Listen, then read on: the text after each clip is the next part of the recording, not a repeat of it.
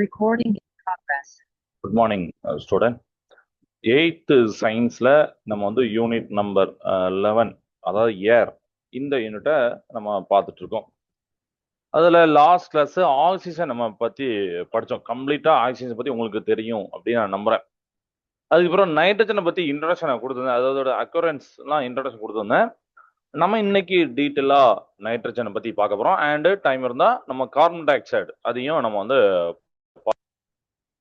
Okay. So கிளாஸ்க்கு உள்ள போறதுக்கு முன்னாடி ஒரு சின்ன மோட்டிவேஷனல் லைன் நம்ம பார்த்துட்டு போயிடலாம். சரியா?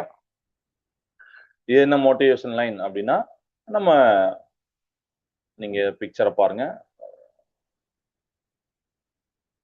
ஒரே நிமிஷம்.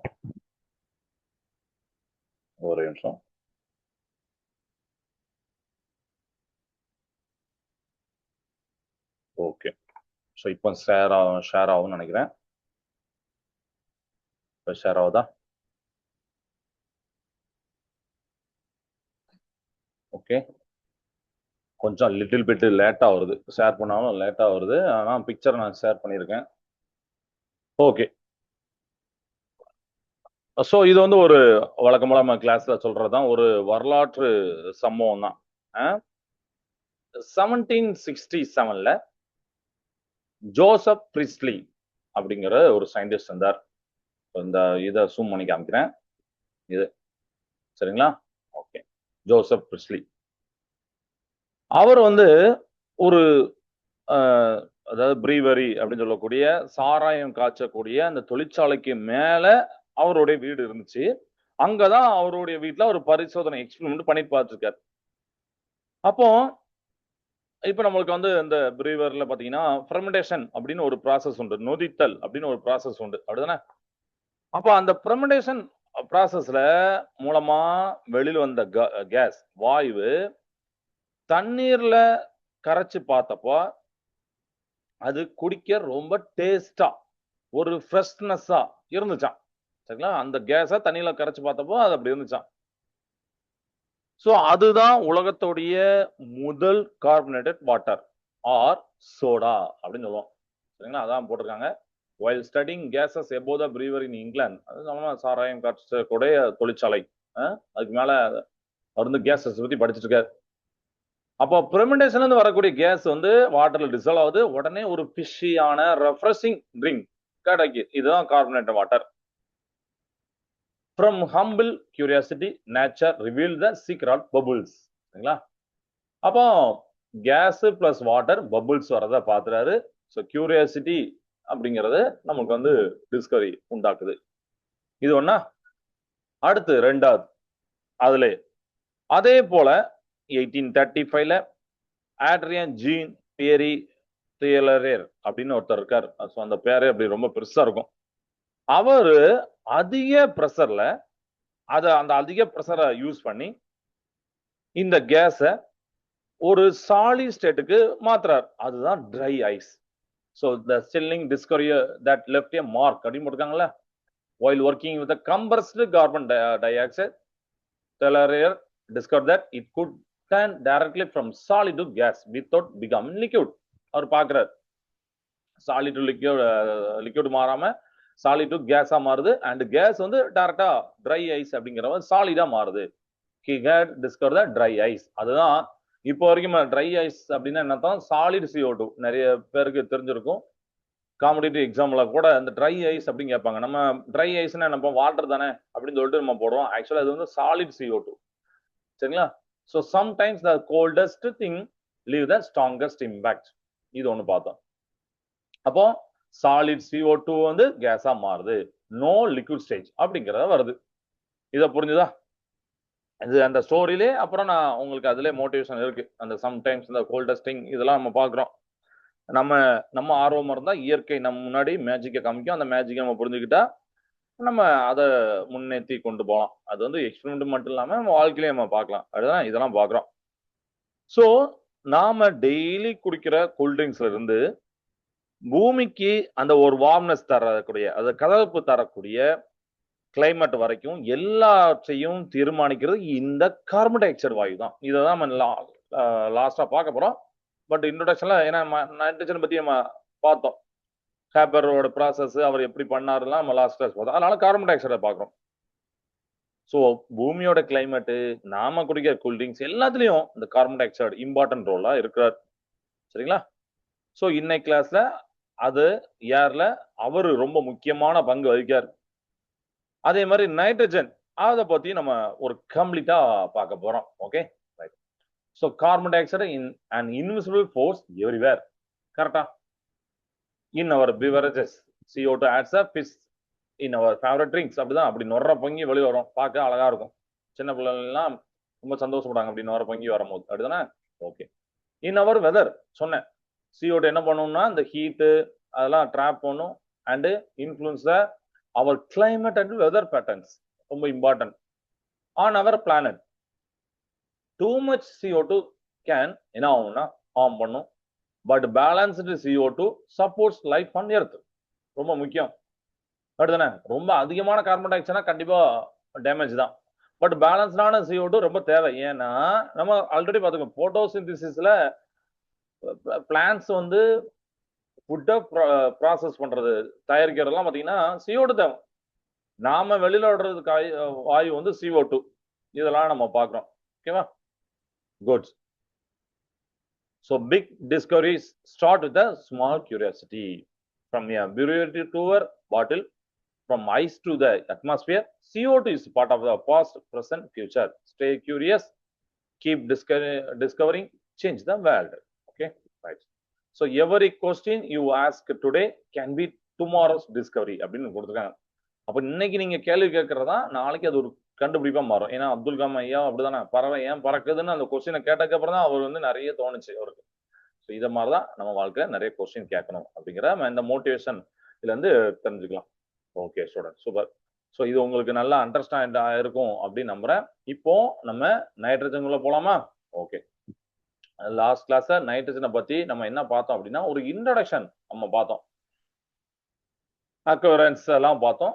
அதுல இருந்து நம்ம கண்டினியூ பண்ணி இன்னைக்கு கெமிக்கல் ப்ராப்பர்ட்டி, பிசிக்கல் ப்ராப்பர்ட்டிலாம் நம்ம வந்து போக போறோம். ஓகே. ஸோ நைட்ரஜன் அப்படிங்கிறது ஒரு விட்டல் எலமெண்ட் இல்லையா? அப்படிதானே? 1772ல ரூதர்ஃபோர்ட் அப்படிங்கிற டேனியல் ரூதர்ஃபோர்ட் அவர் தான் பாத்தீங்கன்னா காற்றில் இருந்து தனியாக பிரிச்சார். அந்த நைட்ரஜனை காற்றுல இருந்து தனியா பிரிச்சார். ஓகேவா? அப்புறம் லாவோசியர் அதுக்கு வந்து அசோட்டோட்ஸ், அதாவது கிரீக் வேர்டு பாத்தீங்கன்னா நோ லைஃப் அப்படின்னு பேரிட்டார் லாவோசியர்.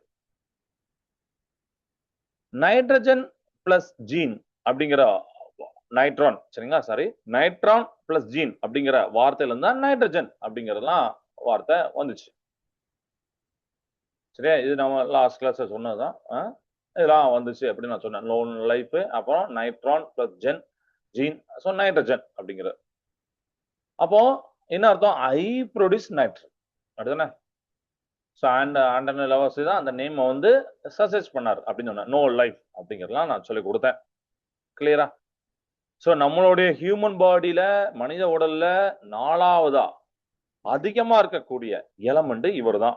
3% மாஸ் அடிப்படையில் நம்ம பார்க்கணும். அதையும் சொல்லி கொடுத்தனா? 3% மாஸ் அதிகம் தானே? Okay, right. அப்போ இந்த யூனிவர்ஸ்ல 7th இதா இருக்காரு, எலமெண்டா இருக்காரு. அந்த அளவுக்கு அதிகமா இருக்காரு. 7வதா அதிகமா இவர் தான் இருக்காரு. சாட்டர்ன் கிரகத்துடைய அந்த நிலவு, டைட்டன் வாங்கல, மூன், அந்த டைட்டனோட வளிமண்டலத்துல 98% நைட்ரஜன் இருக்கு. இதெல்லாம் நம்ம பார்த்தோம். கிளியரா? ஓகேவா? ரைட். அப்புறம் ஃப்ரீ ஸ்டேட்டை பத்தி பார்த்தோம். ஃப்ரீ ஸ்டேட்ல காற்றுல நம்ம நைட்ரஜன் பார்த்தீங்கன்னா டை நைட்ரஜனா இருக்கும், அதாவது N2 இருக்கும் அப்படிங்கிறத பார்த்தோம். N2 கிளியரா? N2 காற்றுல நைட்ரஜன் இப்படிதான் இருப்பார். அப்புறம் எரிமலை வாயுக்கள், நிலக்கரி எரியும் போது அந்த மாதிரி டைம்லாம் இந்த கேசஸ் வந்து வெளியில வரும் அப்படின்னு சொல்லியிருக்காங்க. சரிங்களா? ஓகே, மோஸ்ட் இம்பார்ட்டன்ட் எலமெண்ட்ஸ் இதெல்லாம் சொல்றோம். Animals and plants need the nitrogen for their growth. All living organism including us contain nitrogen. நம்ம உடம்புல இருக்கு, அதையும் சொன்னேன் 3% அப்படின்லாம் சொன்னேன். புரோட்டீன், நியூக்ளிக் ஆசிட்ஸ் அதெல்லாம் இம்பார்ட்டன்ட். ஏன்னா இவங்க தான் building blocks of all living things அப்படிங்கிறத நம்ம பார்த்தோம். ஓகே, முக்கியமா இவர் வந்து கம்பைன்ட் ஸ்டேட்ல எப்படி இருக்காரு? ஃப்ரீ ஸ்டேட்ல N2 அப்படின்னு சொல்லியாச்சு. கம்பைன்ட் ஸ்டேட்ல மினரல்ஸ்ல நைட்ரேட் அப்படின்னு சொல்லக்கூடிய KNO3 அப்படியா இருக்கிறார். KNO3. ஓகேவா? அப்புறம் சில்லி சால்ட் பீட்டர், அதாவது NaNO3 ஆகவும் இருக்கிறாரு. அப்புறம் நம்மளோட ஆர்கானிசம்ல புரோட்டீன், என்சைம், நியூக்ளிக் ஆசிடாவும் இருக்கிறார். இதெல்லாம் நம்ம பார்க்கிறோம். அண்ட் பாருங்க, ஒரு பாண்ட் போட்டுக்காரு பாருங்க. N2க்கு நடுவுல ட்ரிபிள் பாண்ட் இருக்கு. எஸ், இந்த பாருங்க, ரொம்ப ஸ்ட்ராங் பாண்ட் சொல்லி கொடுத்தனா, very strong bond, very hard to break, உடைக்க ரொம்ப கஷ்டம். ஏன்னா ஒரு சிங்கிள் பாண்ட்னா ஓகே, டபுள் பாண்ட்னா கொஞ்சம் ஸ்ட்ராங், ட்ரிபிள் பாண்டா இருக்காரு. இந்த மாலுக்குள்ள ஸ்பின் பண்றேன். ஒரு 3Dல நம்ம பார்க்கலாம். அப்படியே இந்த பாத்தீங்கன்னா எப்படி, சரியா? சோ நைட்ரஜன் அட்மாஸ்பியர்ல N2 இருக்கு. இந்த ரெண்டு நைட்ரஜன் ஆட்டமும் extremely strong by the triple bond combination. அந்த ட்ரிபிள் பாண்ட் இருக்கனால அப்படி ரொம்ப ஸ்ட்ராங்கா இருக்கு. இதனாலதான் nitrogen gas is so unreactive at ordinary temperature. சாதாரண டெம்பரேச்சர்ல இவர் வந்து அன்ரியாக்டிவ். அந்த அளவுக்குலாம் அவர் வந்து ரியாக்ட் ஆகலாம் மாட்டார். ஏன்னா ட்ரிபிள் பாண்டா இருக்கு. இதெல்லாம் நம்ம வந்து கிளாஸ்ல பார்த்தோம். இது போக ஒரு எக்ஸ்ட்ரா ஒன்னு சொல்லி கொடுத்தேன். இந்த கார்ல் வில்கம் ஷீலே அப்படிங்கறது அவர் தனியா கண்டுபிடிச்சாரு. இந்த மாதிரி காட்டுல இருந்து நைட்ரஜன் இண்டிபெண்டன்ட், அவர் வந்து இது கூட அவர் வந்து தனியா கண்டுபிடிச்சாரு அப்படிங்கலாம் நான் வந்து சொல்லி கொடுத்தேன். ஓகே, அடுத்து அக்யூரன்ஸ் வரும். நைட்ரஜனுடைய அக்யூரன்ஸ், அதுக்கப்புறம் அந்த ஃப்ரீ ஸ்டேட் கம்பைன் ஸ்டேட்லாம் நான் சொல்லிட்டு கொடுத்தாச்சு. அப்படின்னா KNO3 potassium nitrate, di nitrogen N2ல எப்படி இருக்கு, அப்புறம் அந்த வல்கனிக் கேசஸ் எரிமலை வாயுக்கள்ல கேசஸ் ஃப்ரம் பர்னிங் கோல், அதுக்கப்புறம் அந்த மேல உள்ள அக்கரன்ஸ் எடுக்கிறேன். அப்புறம் புரோட்டீன், என்சைம், நியூக்ளிக் ஆசிட் எல்லாத்தையும் நான் சொல்லிட்டேன். அண்ட் ஏர்ல 78.09% இருக்காரு. அதர் கேசஸ் வந்து 21 தான் இருக்காங்க. அதுல நைட்ரஜன், ஆக்சிஜன்லாம் இருக்காங்க. ஓகேவா? அதுக்கப்புறம் முக்கியமா இங்க வாரம் நைட்ரஜனுடைய பரவல், அதான் அக்குரன்ஸ் வாங்க. ஏற்கனவே நான் சொல்லிட்டேன், ஃபோர்த் மோஸ்ட் அபாண்டன்ட் எலமெண்ட் தான் ஹியூமன் பாடின்னு சொல்லிட்டேன். And seventh most abundant element தான் யூனிவர்ஸ் அப்படின்னு நான் சொல்லிட்டேன். அட்மாஸ்பியர்ல 78.09%, ஹியூமன் பாடியில 3%, அண்ட் டைட்டன் அட்மாஸ்பியர் பார்த்தீங்கன்னா 90% இவர் தான் இருக்கிறாரு அப்படிங்கிறதையும் நம்ம இதுல இருந்து தெரிஞ்சுக்கலாம். நெக்ஸ்ட் பிசிக்கல் ப்ராப்பர்ட்டி போலாமா? இவரை தான் நம்ம பார்க்கணும். நைட்ரஜனோட பிசிக்கல் ப்ராப்பர்ட்டி கலர்லெஸ், நிறமற்றதா இருப்பாரு. டேஸ்ட்லெஸ், மனமற்றது. சுவையற்றது, ஓடர்லெஸ், இதெல்லாம் நம்ம சொல்றோம். சரிங்களா? ஸ்லைட்லி லைட்டர் தென் ஏர், ரொம்ப முக்கியம். காற்றை விட கொஞ்சம் லேசானது. காற்றை விட சிறிது லேசானது. ஸ்லைட்லி லைட்டர் தென் த ஏர். அதனால ஸ்லைட்லி சால்பிள் இன் வாட்டர், நீர்ல அவர் வந்து சிறிதளவே கரைதல். அதுக்கப்புறம் பாத்தீங்கன்னா லோ டெம்பரேச்சர்ல லிக்விடா இருக்கிறாரு. ஃப்ரீஸ் பண்ணினா ஒயிட் சாலிடா மாறாரு. சோ இங்க போட்டிருக்கேன், liquefies at very low temperature looks like water அப்படிதானே, and freezes to white solid. இது ரெண்டுத்தையும் நான் சேர்த்து சொல்லிட்டேன். சோ லோ டெம்பரேச்சர் லிக்விட் ஆகும், ஃப்ரீஸ் பண்ணும்போது ஒயிட் சாலிடாவும் மாறுறது. அடுத்து இங்க வரோம், நியூட்ரல் டு லிட்மஸ். நம்ம பார்த்தோமா, லைக் ஆக்சிஜன். ஆக்சிஜன் போலவே லிட்மஸ் உடன் நடுநிலைத்தன்மை அப்படிதான் இருக்கு அப்படிங்கிற பாக்குறோம். சோ அதை எப்படி பார்க்கலாம்? இந்த பாருங்க, unlike acidic CO2, nitrogen does not change the color of the litmus paper, it is neutral. அப்ப நான் ப்ளூ கலர் லிட்மஸ் கொண்டு வரேன். நீங்களே பாருங்க, நான் என்ன பண்றேன், ஒரு N2 ஜார் நைட்ரஜன் ஃபில் பண்ண ஜார்ல இருக்கு, அதுல இதை கொண்டு வரேன். நீங்களே பாருங்க என்ன நடக்கும் பாருங்க. ப்ளூ கலர் லிட்மஸ் ஏதாவது கலர் மாறி இருக்கா பாருங்க. இல்லையே, no colour change. Nitrogen is neutral. கரெக்டா? இது புரிஞ்சிருக்கும் நான் நினைக்கிறேன். இப்ப அடுத்து liquid nitrogen freeze demo temperature. So இங்க இவரும் ஒரு முக்கியமான ஆள். அப்படிதானே?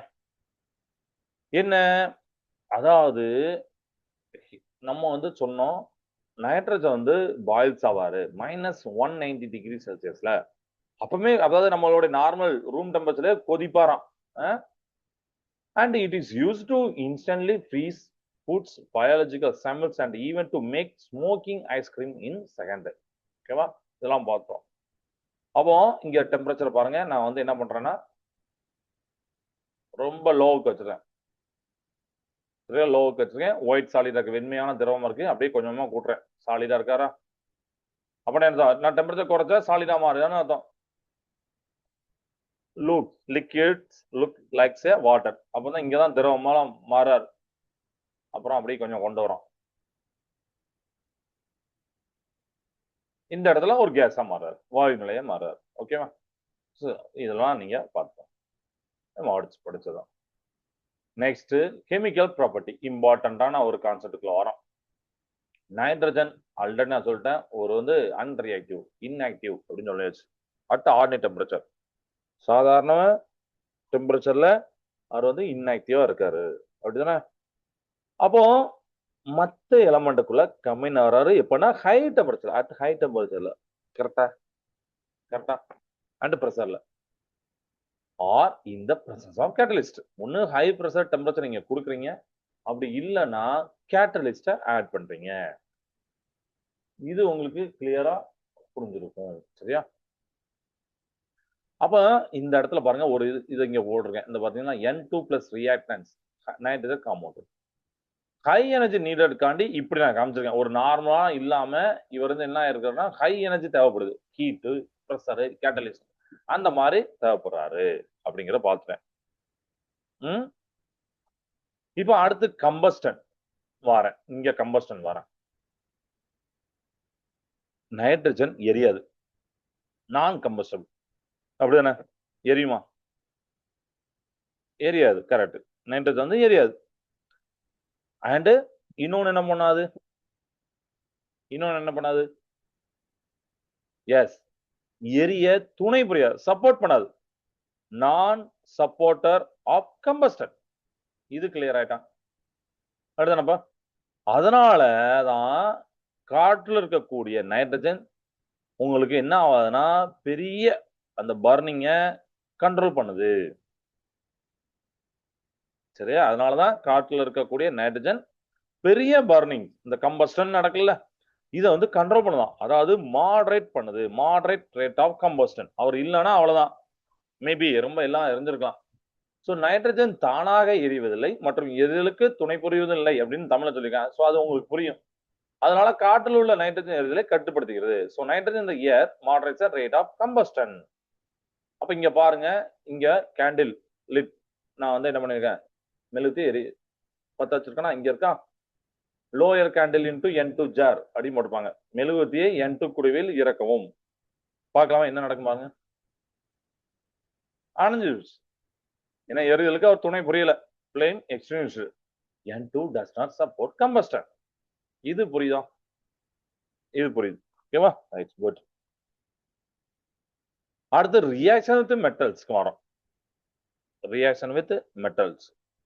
ஸோ ஹை டெம்பரேச்சர்ல மெட்டல்ஸ் கூட சேர்ந்து உங்களுக்கு என்ன நடக்குது, என்ன கொண்டு வராருன்னா மெட்டல் நைட்ரேட்ஸை தருது.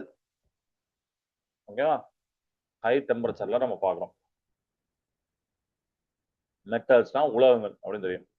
ஸோ மெட்டல் பிளஸ் நைட்ரஜன் உங்களுக்கு மெட்டல் நைட்ரேட். இதான் சொன்னேன். மெட்டல் நைட்ரேட்ஸை தரும். உலோகம் பிளஸ் நைட்ரஜன் உலோகம் நைட்ரைடு. ரைட். இப்போ நம்ம என்ன பண்ண போறோம்னா ரியாக்ஷனை பார்க்க போறோம். ஸோ ரியாக்ஷன்ல இப்போ கால்சியத்து கூட சேருது பாருங்க. ஸோ கால்சியம் இங்கேயும் அந்த ரியாக்ஷனை எழுதியிருப்பேன். ஆனால் எல்லாத்துலயும் இந்த ஒரு ரியாக்ஷன் மட்டும் வச்சிருப்பேன். இங்க மட்டும் மாறும். நீங்க பாருங்க calcium oxygen sorry calcium plus N2 அப்படின்னா ஹை டெம்பரேச்சர். ஹை டெம்பரேச்சர்ல கனெக்ட் ஆகுது. உங்களுக்கு என்ன ஆகுதுன்னா கால்சியம் அதாவது Ca3N2 அப்படின்னு போட்டிருப்பாங்க. கால்சியம் நைட்ரைட் அப்படின்னு பேரு. அதை கிரியேட் பண்ணுது. ஸோ Ca பிளஸ் நம்ம Caனா நம்ம டைரக்டா பேலன்ஸ் பண்ணதுக்கு 3 போடுவோம். ஸோ 3Ca பிளஸ் N2 அப்படிங்கிறத நம்ம கனெக்ட் பண்றோம். அப்படின்னா Ca3N2 calcium plus nitrogen calcium nitrate CH3N2 calcium nitrate. புரிஞ்சுதா? இது ஒண்ணு. இதே மாதிரி லித்தியம் லித்தியத்து கூட இந்த இந்த இடத்துல ரியாக்ஷன் பாருங்க. லித்தியம் அப்படின்னா N2 கூட சேரும் போது ஹை டெம்பரேச்சர்ல லித்தியம் அதாவது Li3N அப்படின்னு சேர்ந்திருக்கும். லித்தியம் நைட்ரைடு வருது. மெக்னீசியம் சேர்க்கும்போது எல்லாமே நைட்ரைடு தான். மெக்னீசியம் N2 கூட சேரும்போது ஹை டெம்பரேச்சர்ல Mg3N2 மெக்னீசியம் நைட்ரேட். இந்த மாதிரி எல்லாருமே மெட்டல்ஸ் கூட ஜாயின் பண்ணி உங்களுக்கு நைட்ரேட் ஃபார்ம் ஆகுதாரு. கிளியர்? இது புரியுது? Okay, good. இப்ப அடுத்து யாரு கூட வரோம்னா நான் மெட்டல்ஸ் கூட வரோம். அலோகங்கள்.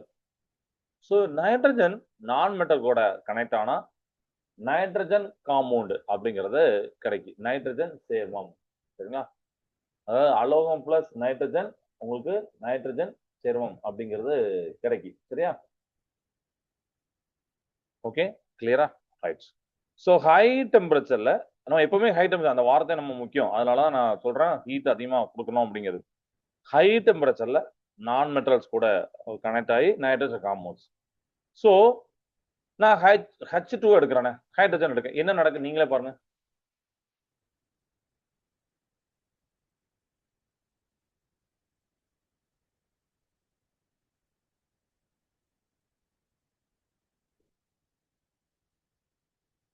பாத்தீங்களா என்ன நடந்துச்சு? ஹைட்ரஜன் சேருதா? சரி, சேர்ந்து நைட்ரஜன் சேருதா? நைட்ரஜன் ஹைட்ரஜன் சேர்ந்து H2 plus N2 okay, heat கொடுக்குறீங்க. Very good. NH3 யாரு? NH3 யாரு? அம்மோனியா. எஸ், இங்க நம்ம கீழே போட்டிருக்கோம் அம்மோனியா. Very good. இது போக பேலன்ஸ் பண்ணா நீங்க 3H2 அப்படின்னு போட்டு N2 கூட சேரும் போது உங்களுக்கு வரும். ஏன்னா நம்ம வந்து பேலன்ஸ் பண்ணாம தான் H2 plus N2 அப்படின்னா ஹைட்ரஜன் 2 நைட்ரஜன் 2 தான். ஆனா இங்க அப்படியா இருக்கு, ஹைட்ரஜன் 6 இருக்கு. ஏன்னா நான் பேலன்ஸ் பண்ணல. நீங்க வந்து H2 முன்னாடி 3 போட்டீங்கன்னா வந்துட போகுது அம்மோனியா. இதுதான் ஹேப்பர் ப்ராசஸ். அடுத்தானே இதுதான் ஹேப்பர் ப்ராசஸ். Very good. இப்போ ஆக்சிஜன் கூட கனெக்ட் பண்ணி பார்ப்போம் என்ன நடக்கு. நான் சொல்றேன் இதுல காட்டுறதுக்கு முன்னாடி நீங்க யோசிச்சு பாருங்க. ஆக்சிஜன் என்ன நடக்கும்? ஆக்சிஜன் கூட நைட்ரஜன் இருந்தா சும்மா நீங்களே போட்டு பார்க்கலாம். O2 plus N2 என்ன கிடைக்கும் அப்படி நீங்களே பார்க்கலாம். பேலன்ஸ் ரெண்டாவது, பட் என்ன ஃபார்ம் ஆகுதுங்கிற நம்ம பார்த்துடலாம். அப்படிதானே? அதுல தப்பு ரைட்லாம் கிடையாது. ஏன்னா ஈக்குவேஷன் வந்து நீங்க ஃபர்ஸ்ட் ஒரு தடவை எழுதும் போது உங்களுக்கு டவுட் வரலாம். அதாவது N2O NOவா NO2வா நம்ம சம்திங் ஏதோ ஒன்று வரும். அதுக்கப்புறம் நீங்க பார்க்கும்போது ஒரு 50% கரெக்ட் ஆயிடுனா ஓகே, ஓ இந்த இடத்துல இது போடக்கூடாது 2 போடக்கூடாதா, இந்த இடத்துல பேலன்ஸ் பண்றதுக்கு இந்த இடத்துல 3 பண்ணுமா அப்படிங்கிறத உங்களுக்கு படிப்படியா தெரியும். சரிங்களா? ஓகே. O2 எஸ், O2 கூட சேர்ந்தா நைட்ரிக் ஆசிட் NO வரும். அதாவது O2 plus N2 அப்படின்னா நீங்க 2NO அப்படின்னு போடலாம். அடுத்தானே நைட்ரிக் ஆசிட் N2Oன்னு போட முடியும். ஏன்னா அங்க சேர்றதே O2ன்னு சேராது. ஸோ அதனால நம்ம பார்த்துக்கணும் நைட்ரிக் ஆசிட். இப்போ இதுவும் உங்களுக்கு புரிஞ்சிருக்கும் அப்படின்னு நம்புறேன். கிளியரா? இது எல்லாமே இது வரைக்கும் நைட்ரஜனோட occurrence, physical property, chemical property எல்லாமே கிளியரா இருக்கும் அப்படின்னு நம்புறேன். இப்போ நம்ம யூசஸ் போலாமா? Okay okay. யூசஸ், நைட்ரஜனுக்கு யூசஸ் இருக்கா நம்ம பாக்குறதுக்கு முன்னாடி யோசிச்சு பாருங்க. நைட்ரஜன் என்னெல்லாம் யூசஸ் இருக்கும் புக்ல பார்க்காம நம்மளே யோசிப்போமே, சிந்தனையை நம்ம இது பண்ணி பார்ப்போம். உரம் தயாரிக்கிறதுக்கு ஓகே ஒண்ணு.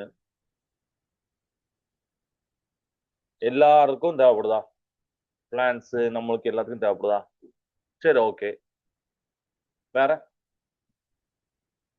Okay, right. ஸோ யூசஸ் நம்ம இங்க நிறைய பாயிண்ட் கொடுத்துருக்கேன், நீங்களே பாருங்க. லிக்யூட் நைட்ரஜன் ஒரு ஒரு பெஸ்டான ரெப்ரசன்டாக யூஸ் ஆகுது. அதான் இங்க போட்டிருக்கேன் லிக்யூட் நைட்ரஜன். அந்த பாருங்க, லிக்யூட் நைட்ரஜன் யூஸ் ரெப்ரசன்டேட்டிவ், அதாவது திரவ நைட்ரஜன் வாங்க. நைட்ரஜன் கேஸ் பட் லிக்விட் ஸ்டேட்ல இருக்கிறது குளிர் சாதன பெட்டிகளை குளிரூட்டியாக பயன்படுகிறது. எவ்வளவு இம்பார்ட்டன்ட். சரியா? ஸோ கெமிக்கல் ரியாக்ஷனுக்கு இனர்ட் அட்மாஸ்பியர் கொடுக்குது. அதான் இனர்ட் அட்மாஸ்பியர். இது கிளிக் பண்றேன். provides an inert atmosphere for conducting certain chemical reaction. சில வேதிவினைகள் நிகழ்வதற்கு தேவையான மந்தத்தன்மை நிலவ செய்கிறது.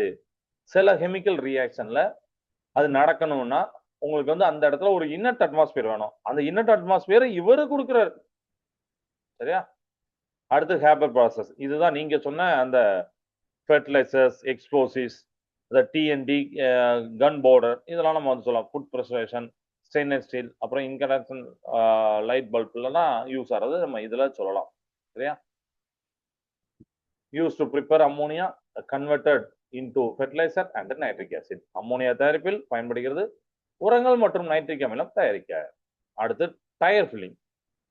ஏன் நைட்ரஜன் டயர்ல இருக்கணும்? ஏன்னா இப்போ நீங்க நிறைய பேர் காரு பைக்லாம் வச்சிருப்பீங்க. நீங்க கேஸ் ஸ்டேஷன் போனீங்கன்னா அங்க வந்து N2 கேஸ் போட்டிருப்பாங்க. நீங்க பார்த்துப்பீங்க. நைட்ரஜன் ஃபில் பண்றதெல்லாம் போட்டிருப்பாங்க. ஆரம்பத்துல நம்ம வந்து நம்ம டயருக்கு அது ஏத்தாதா அப்படிலாம் தெரியாது. அதுக்கப்புறம் அதெல்லாம் ஃபில் பண்ணியிருப்பீங்க மேபி. சரியா? அப்படி ஃபில் பண்ணாலும் கேளுங்க. அப்பாட்டையா யாரு ஏர் அடைக்கிறாங்க அவங்க கேளுங்க. நைட்ரஜன் உண்டா அப்படின்னு கேளுங்க. ஏன் டயர்ல யூஸ் பண்ணணும் நைட்ரஜன்? முன்னாடி கம்ப்ரஸ்டு ஏர் யூஸ் பண்ணாங்க. அதிலே போட்டிருக்காங்க. அந்த இதுல கம்ப்ரஸ்டு கேஸ் அப்படிலாம் போட்டிருக்காங்க. கம்ப்ரஸ்டு ஏர் அப்படிலாம் சில இதுல எழுதிருப்பாங்க. சில இதுல ஏர் அப்படின்னு போட்டிருப்பாங்க. அந்த கேஸ் ஸ்டேஷன்ல பார்க்கக்கூடிய இடத்துல ஏர் அப்படின்னு போட்டிருப்பாங்க. நீங்க பார்த்துருப்பீங்க. அப்படின்னா பாருங்க, அதெல்லாம் வாட்ச் பண்ணுங்க. ஏன் இப்படி போட்டிருக்காங்க? அந்த கம்பர்ஸ்டு கேஸுக்கு பதிலா கம்பர்ஸ்டு ஏருக்கு பதிலா ஏன் நைட்ரஜன் யூஸ் பண்றாங்க? ஏன்னா நைட்ரஜன் கேஸ் டயரா விட்டு மெதுவா தான் வெளியில வரும். அதுதான் உண்மை. புரியுதா? இதே ஏர்ன்னு வச்சுக்கோங்களேன், டக்குன்னு வெளியில ஏதோ ஒரு சம்திங் பஞ்சர் நடக்கு, ஏதோ ஒன்று சம்திங் ஏதோ ஒன்று நடக்கும்போது டக்குன்னு போனனால அப்படியே இரு. ஆனா நைட்ரஜன் பாத்தீங்கன்னா ரொம்ப மெதுவா வெளியில வர்றாரு. அதனால இன்னொன்னு பஞ்சர் மட்டும் இல்லாம பொதுவாவே நம்ம ஏர் அடைச்சா அப்படியே இருக்க போறது கிடையாது. அப்படிதானே? ஏன்னா கொஞ்சம் கொஞ்சம் லீக் ஆகாதான் செய்யும். நம்ம வண்டியை ஓட்டிக்கிட்டே இருப்போம். ஹீட்டு நிறைய விஷயங்களால கொஞ்சம் லீக் ஆகும். ஏர் கொஞ்சம் லீக் ஆகிறதுனால கொஞ்சம் உங்களுக்கு அந்த ஏர் லெவல் நம்ம டயர்ல இருக்கிற ஏர் லெவல் வந்து கம்மியாயிரும். அப்படி கம்மியா போட்டு ஓட்ட முடியாது. டயர் ரொம்ப பெரும்பாங்க. அப்படிதானே? அப்போ இந்த நைட்ரஜனை ஃபில் பண்ணிப்பாங்க. நீங்க ரொம்ப நாள் முன்னாடி போட்டது கூட அப்படியே கொஞ்சம் கொஞ்சமா தான் வெளியே எஸ்கேப் ஆயிருக்கும். ஸோ அதனாலதான் ஹோல்ட்ஸ் ப்ரெஷர் லாங்கர். சரியா? இப்போ பாருங்க, கிளிக் பண்ணி பாருங்க. Users A substitute for compressor air in tyres. இதான் சொன்னேன். ரொம்ப நாளைக்கு ப்ரெஷரை தாக்கு பிடிக்க வைக்கணும் டயர்ல அப்படின்னா நைட்ரஜன் அதான் நல்ல ஒரு சூஸ். இப்போ புரியுதா? இப்ப யாராவது கேட்டா சொல்லிடலாமா? இல்ல இதுக்குதான் பண்றாங்க அப்படின்னு உங்களால சொல்ல முடியும். அதான் யாராவது கேட்டாங்க, தம்பி அண்ணன் கூட கேட்கலாம் எதனால அப்படின்னா நீங்க சொல்லலாம், இப்படிதான் கம்ப்ரஸர் வந்து லீக் ஆயிரும், அதுக்கு பதிலா நம்ம ஏர் டயர்ல யூஸ் பண்றோம், அந்த நைட்ரஜன் யூஸ் பண்றோம், ஏன்னா ப்ரெஷர் ரொம்ப நாளைக்கு தாக்கு பிடிக்கிறதுக்கு அப்படிங்க சொல்லலாம். இது புரிஞ்சிருக்கும்னு நினைக்கிறேன். சரியா? இப்போ அடுத்து வெப்பநிலைமானி தெர்மோமீட்டர்ல fills the space above mercury to reduce its evaporation. அதாவது நம்ம தெர்மாமீட்டர்ல பாதரசம் அப்படி சொல்லக்கூடிய மெர்க்குரியை யூஸ் பண்றாங்கிறது உங்களுக்கு தெரியும். ஏன்னா அவர் தான் அந்த சென்சிட்டிவ் அதிகம். சின்ன ஒரு ஹீட்டு டெம்பரேச்சர்னாலும் நல்ல ஒரு வேரியேஷன் காமிப்பார். அதுதான் நம்ம யூஸ் பண்றோம். பட் அதுக்கு மேல கொஞ்சோண்டு கேப் இருக்கும், பாத்துருக்கீங்களா? அந்த கேப்பை ஃபில் பண்றதுக்கு நைட்ரஜன் யூஸ் பண்றாங்களாம். சாதாரண கேஸை விட ஏரை விட நைட்ரஜன் ஒரு நல்ல சூஸ். அப்புறம் எக்ஸ்ப்ளோசிவ்ஸ் இதை பத்தி நான் சொல்லிட்டேன். டிஎன்டி அப்புறம் கன் பவுடர் இதெல்லாம் யூஸ் பண்ணாங்க அப்படின்னு சொன்னா nitroglycerin contain nitrogen. Food preservation இதெல்லாம் முன்னாடியே சொல்லிட்டேன். Use to other pursuing foods and reducing the hazards. உணவுப் பொருட்களை பதப்படுத்த அப்புறம் தீ விபத்துகளை குறைக்க பயன்படுகிறது. ஏன்னா இவர் தான் சப்போர்ட் பண்ண மாட்டாரு. நம்ம ஒரு லைனா மட்டும் படிக்க மாட்டோம், பின்னாடியே அண்டர்ஸ்டாண்ட் பண்ணிடுவோம். ஆமா நைட்ரஜன் சப்போர்ட் பண்ண மாட்டாரா, அப்போ தீ விபத்துகளை குறைக்க யூஸ் பண்ணிக்கலாம். ரெடியூசிங் ஹசார்ட்ஸ் அப்படி போடலாம். ஸ்டெயின்லெஸ் ஸ்டீல்ல துருப்பிடிக்காத இரும்புல யூஸ் இந்த மேனுஃபேக்சரிங் ஸ்டெயின்லெஸ் ஸ்டீல்.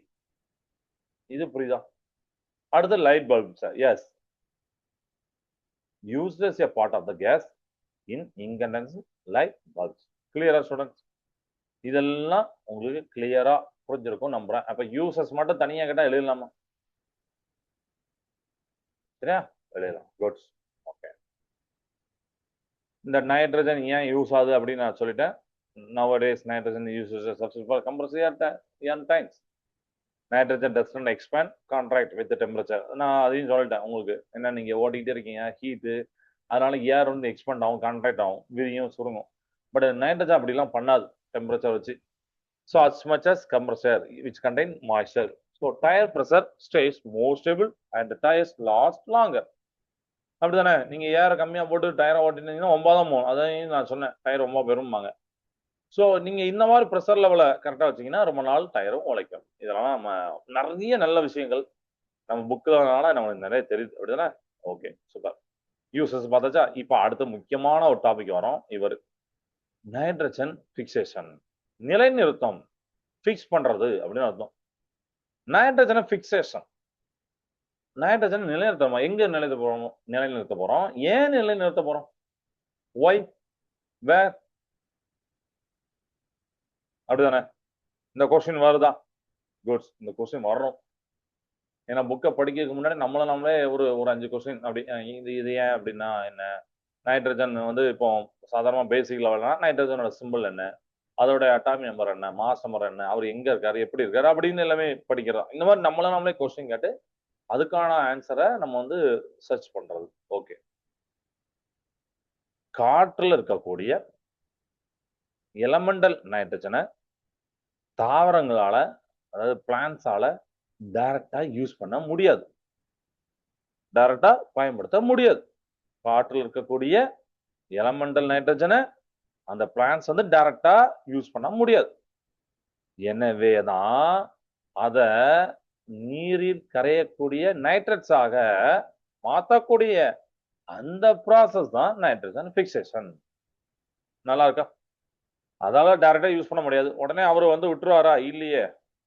நமக்கு அடுத்த ஒரு ப்ராசஸ் பண்றோம், வாட்டர் கூட கரையிற மாதிரி. அப்படி வாட்டர்ல கரையக்கூடிய நைட்ரேட்ஸா மாற்றக்கூடிய அந்த ப்ராசஸ் தான் nitrogen fixation. Nitrogen gets circulated in the air, soil, and living things as the element itself or as a compounds. அப்படிதான் காம்பவுண்டாகவும் இருக்கும், எலமெண்டா இருக்கும். N2 அப்படின்னு பார்த்தீங்கன்னா காம்பவுண்ட் தான். அப்போ மாலிகுல், சரிங்களா? Okay, right. So just like the carbon cycle, plants cannot use elemental nitrogen from the air directly. They need soluble nitrogen compounds. நைட்ரேட்ஸா வேணும், அதான் காம்பவுண்ட் அப்படின்னு சொன்னேன். So they need soluble nitrogen compounds. So any process that converts nitrogen in the air into the useful nitrogen compound, அதுதான் nitrogen fixation. இப்போ கேட்டால் உங்களால ஆன்சர் பண்ண முடியும். நைட்ரஜன் பிக்சேஷன் அப்படின்னு ஒரு ஸ்மால் மார்க் கேட்குறாங்கன்னா அது ஒரு ப்ராசஸ் என்ன பண்ணுதுன்னா நைட்ரஜன் இந்த ஏரை யூஸ்ஃபுல் நைட்ரஜன் காம்பவுண்டா மாத்துது, அதாவது நைட்ரேட்ஸா மாத்துது. ஏன்னா நம்ம ஒன்னே பிளான்ஸ் பத்தி சொல்லலாம். கிளியரா? ஓகே. இப்போ அடுத்து, fixation of nitrogen is carried out by both natural and by the man. அதாவது இயற்கையாவே நடக்கும், யாரோ அத மனுஷங்களோட ஹெல்ப் இல்லாம. ஒண்ணு செயற்கையாகவும் யூஸ் பண்ணுவாங்க, அதான் மேன் நைட்ரஜன் நிலைநிறுத்த பண்றாங்க. நைட்ரஜன் பிக்சேஷன், நைட்ரஜன் நிலைநிறுத்தம், நேச்சுரல் பிக்சேஷன், இயற்கை நிலைநிறுத்தம். இது எங்க நடக்கு அப்படின்னு பாத்தீங்கன்னா ஃப்ரம் லெகுமினஸ் பிளான்ட்ஸ், பயிறு வகை தாவரங்கள் இருந்து. லைட்டனிங் போட்டிருக்கேன்னா. ஸோ நைட்ரஜன் பிக்சேஷன் தெரிஞ்சு போச்சு. அடுத்து நேச்சுரல் பிக்சேஷன் தெரிஞ்சு போச்சு. அடுத்து இங்க வரோம் from leguminous plants. Leguminous plants வரணுமா? லெகுமினஸ் தாவரத்தோடைய அந்த வேறு முடிச்சு அப்படிம்பாங்க, லைக் பீன்ஸ், பீஸ், சரியா? அதோடைய அந்த ரூட் நோடல்ஸ்ல, சரிங்களா? அதான் வேர் முடிச்சுமாங்க. வேர் முடிச்சுல இருக்கக்கூடிய ரைசோபியம், ஓகே, ரைசோபியம் அப்படிங்கிறது ஒரு பாக்டீரியா, அதான் இங்க போட்டிருக்கேன், பிக்சின் பாக்டீரியா அப்படின்னு போட்டிருக்கேன். ரைசோபியம் பாக்டீரியா, அப்புறம் மின்னல், அதாவது லைட்டனிங், சரிங்களா? Okay. So leguminous plants like beans, peas have host nitrogen fixing bacteria in root nodules that convert atmospheric N2 into usable nitrogen compounds. இத பார்த்தோம். ஓகே. அடுத்து லைட்டிங். லைட்னிங் எதுக்கு யூஸ் ஆகுது? provides enough energy to combine atmospheric nitrogen with oxygen forming nitrogen oxide that dissolved in rain is a sign. Light ரொம்ப இம்பார்ட்டண்டா தேவைப்படுறார். அவர் வந்து energy கொடுக்கிறார். எதுக்கு? வளிமண்டலத்தில் இருக்கக்கூடிய நைட்ரஜனை ஆக்சிஜன் கூட கனெக்ட் பண்றதுக்கு, நைட்ரஜன் வித் ஆக்சிஜன் பண்றதுக்கு எனர்ஜி கொடுக்குற கம்மி பண்றதுக்கு. அப்படி பண்ணும்போது நைட்ரஜன் ஆக்சைடு அப்படிங்கிறது கிடைக்கும். அதுக்கு தேவையான எனர்ஜி மின்னல் தான் கொடுக்குறாரு. இதை நம்ம பார்த்தோம், இந்த மின்னல் அப்படிங்கிற லைட்டனிங்ல பார்த்தோம். ரைட்டா? அடுத்து artificial fixation. Artificial fixation from ammonia and ammonia salts, from nitric acid nitrite salts அப்படிங்கிறது ரெண்டரா இருக்கு. From ammonia and ammonia salts பார்க்கலாம். Man-made fixation used in the Gabor process combines nitrogen and hydrogen. Hydrogen combine பண்றாங்க under high temperature, high pressure, and a catalyst to form ammonia, which is used in fertilizers. Nitric acid. Industrially produced nitric acid and nitrate salts are also applied to soil as fertilizers. Correct? Supplying plants with usable nitrogen. தொழிற்சாலைகளில் தயாரிக்கப்படக்கூடிய nitric அமிலம், nitric acid வாங்க, அப்புறம் nitrate உப்புகள், nitrate உரமாக மண்ணில் பயன்படுத்தப்படுகின்றன. இதெல்லாம் nitrate உப்புகள் சரி, நைட்ரிக் அமிலம் அது இண்டஸ்ட்ரியல் தயாரிப்பாங்க. அதெல்லாம் எதுக்கு? சாயில் யூஸ் பண்றாங்க as a fertilizer, directly supplying plants with the usable nitrogen. அந்த தாவரத்துக்கு டைரக்டாவே யூஸ்ஃபுல் நைட்ரஜன் மாறுது அப்படிங்கிறத இங்க நம்ம பார்க்கிறோம். அம்மோனியா எல்லாம் பார்க்கிறோம். Okay, good. இது புரிஞ்சதா எல்லாமே? இப்போ அடுத்து இங்க வரோம், bacteria and then nitrogen cycle. So artificial ஃபிக்சேஷன்ல ammonia and ammonia salt from nitric acid nitrate இதெல்லாம் நம்ம பார்த்தோம். இப்போ இந்த பாக்டீரியா, ரைசோபியம் பாக்டீரியா என்ன பண்ணுது? Bacteria and the nitrogen cycle. Bacteria convert atmospheric nitrogen directly into soluble nitrogen compounds. பாக்டீரியாக்கள் வளிமண்டலத்தில் இருக்கக்கூடிய நைட்ரஜனை நீரில் நேரடியாக கரையக்கூடிய நைட்ரஜன் சேர்மா மாற்றிக்கிறது. நைட்ரஜன் பிக்சிங் பாக்டீரியா அதெல்லாம் இங்க இருக்கு அப்படிங்கிறத நம்ம காமிச்சிருக்கேன். சரியா? ஓகே. ஸோ இது நைட்ரஜன் பத்தி நீங்க வந்து பார்த்தது கிளியரா புரிஞ்சிருக்கும் அப்படின்னு நம்புறேன். குட். ஓகே. ஸோ இப்போ நம்ம கார்பன் டை ஆக்சைடு ஒரு சின்ன இன்ட்ரோடக்ஷன் மட்டும் கொடுக்குறேன். நம்ம அடுத்த கிளாஸ்ல அதை வந்து கம்ப்ளீட்டா பண்ணலாம். என்னோட ஸ்க்ரீன்ல உங்களுக்கு ஓப்பன் பண்றேன். வந்துட்டா screen? Yes. Properties of carbon dioxide. இது ஒரு இன்ட்ரோடக்ஷன் மட்டும் இப்போ கொடுக்குறேன். இப்போ கார்பன் டை ஆக்சைடு இன்னைக்கு நம்ம பார்த்த ஸ்டோரி கார்பன் டை ஆக்சைடு தான், அதுதானே?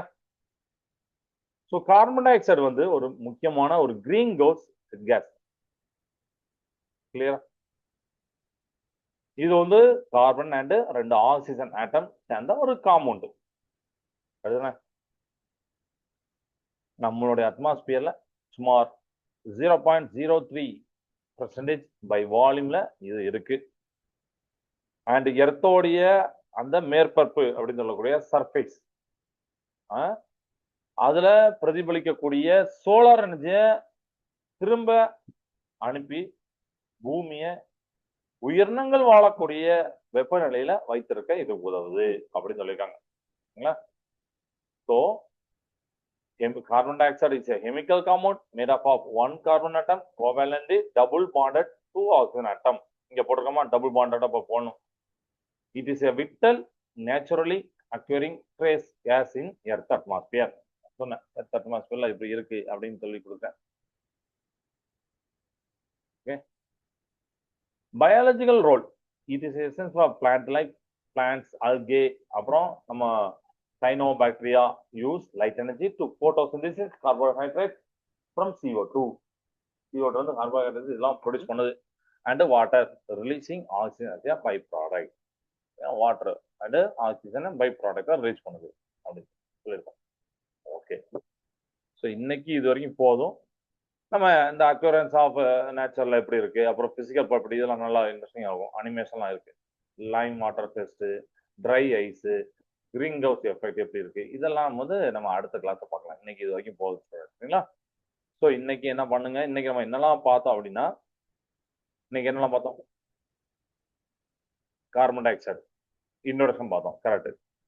அப்புறம் நைட்ரஜனுடைய occurrence, physical property, chemical property, chemical property, metal non மெட்டலோட எப்படி கனெக்ட் ஆகுறாரு அப்படி பார்த்தோம். அப்புறம் ஒரு முக்கியமான ப்ராசஸ் நைட்ரஜன் பிக்சேஷன் அப்படிங்கிற பார்த்தோம். நைட்ரஜன் பிக்சேஷன் அந்த ப்ராசஸ் என்னென்ன நடக்குது, அதுல எத்தனை டைப் இருக்கு, ஆர்டிபிஷியல் மேன்மேடு, அதாவது ஆர்டிபிஷியல் மேன்மேடு அண்ட் நேச்சுரல் அப்படிங்கிற பார்த்தோம். அதுல என்னென்ன நடந்தது அப்படின்னு பார்த்தோம்.